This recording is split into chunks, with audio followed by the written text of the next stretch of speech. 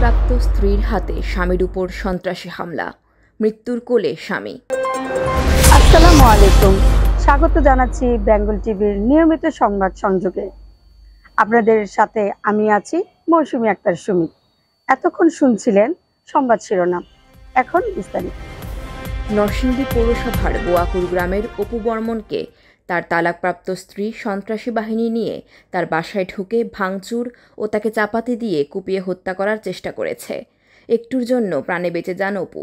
ডিভোর্সপ্রাপ্ত, তো ও আয়সা মানে অনেক ঝামেলা করে আমার মারধর করে, আমার হাজব্যান্ডের মারধর করে, ঘর ভাঙচুর করে, তারপরে ওরা হুমকি দিয়ে যায়।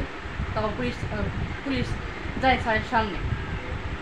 গতকালে ঘটনা রয়েছে, কালকে আমার নাতি জন্মদিন, এই জন্মদিন করতে দিব না আমরা, এই শিলার আত্মা জন্মদিন করতে দিব না আমরা। জন্মদিনের করছি, কোনো সকল মানুষ চাইছে খাওয়া দাওয়া করবো, হে আয়া আমার ছেলের উপরে অনেক অত্যাচার করছে।